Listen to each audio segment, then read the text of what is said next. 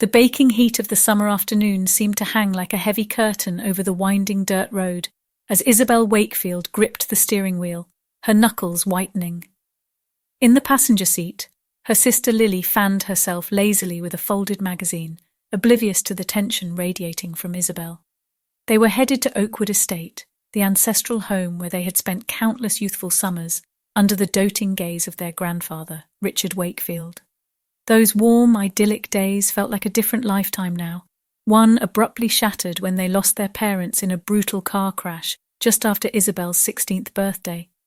Grandfather had been their rock in those dark, turbulent years, stepping in to raise them when so many others would have faltered.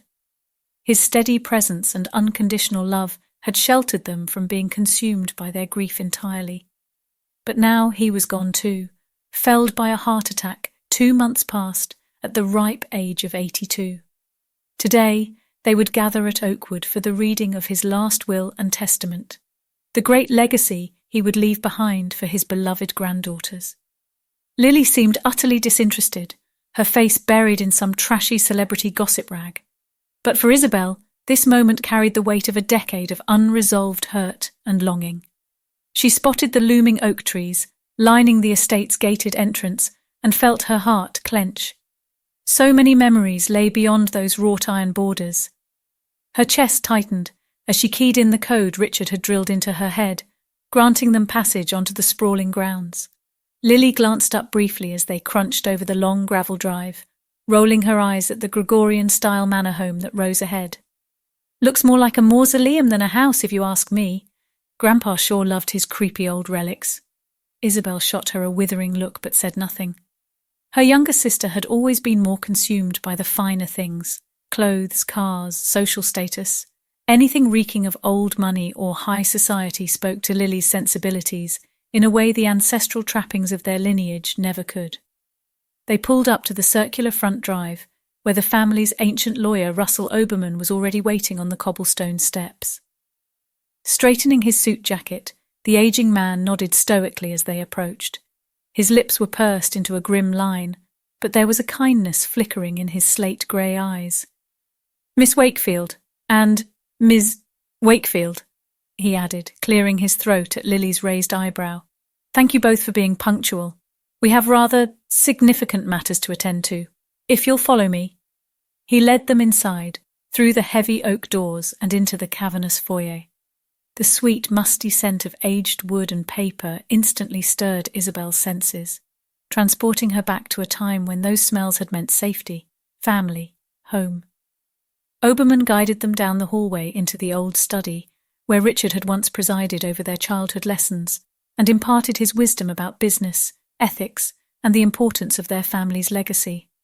Now the room felt tomb-like, suffused with the cloying silence of unresolved affairs. Lily immediately flopped into one of the button-tufted leather chairs, letting out an exaggerated sigh of boredom. Isabelle bristled as she took the seat beside her sister, resisting the urge to snap at her for her utter disrespect. The lawyer cleared his throat again as he moved around to the broad oak desk, almost reverentially running his palms over the polished surface. His eyes drifted over the small cluster of framed photographs depicting a much younger Richard surrounded by family. Finally, he lifted his gaze to the two sisters. "I wish, as always, that we were meeting under better circumstances. Your grandfather was a singular man, uncompromising in his integrity and deeply devoted to preserving the Wakefield family's esteemed legacy." Lily stifled a yawn, her eyes already drifting to examine her makeup in a compact mirror. Isabelle pinned the lawyer with a pointed stare, silently prompting him to proceed. She had no patience for platitudes today. With a solemn nod, Oberman opened the leather folio on the desk and withdrew a sheath of documents secured with a thick wax seal. He broke it with a letter opener and unfolded the topmost page, clearing his throat once more. "We'll start with the personal possessions." 45 interminable minutes ticked by, each perceived slight from her grandfather's will, further lancing Isabelle's heart like a heated poker. First, the houses. All investment properties and vacation homes across 3 continents, bequeathed solely to Lily. Then the vehicles, from the chrome-laden Bentley to the fully restored 1962 Shelby Cobra, all now the property of Miss Lily Wakefield. Isabelle could only sit in stunned disbelief as her sister's designated playthings were listed off one by one. Finally, they arrived at the true gut punch. The sum total of Richard Wakefield's vast fortune, holdings, investments, liquid assets amounting to over $675 million.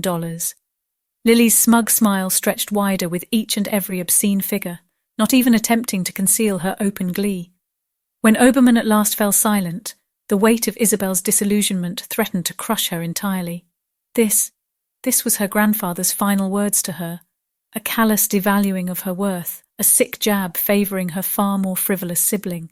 The old lawyer regarded her with obvious pity, then cleared his throat once more, his trademark stall before delivering bad news. "Ah, and for you, Miss Isabelle, your grandfather has left you his undivided interest in the, Oakwood Estate property and lands, comprising the manor home here and surrounding 300 acres of mixed-use parcels, as well as his personal effects contained within the residence." Isabelle could only gape at him in stunned silence, bile burning at the back of her throat. The mouldering old manor that had once been her summer sanctuary now felt like an iron weight shackling her to the past, a cruel, hollow consolation prize.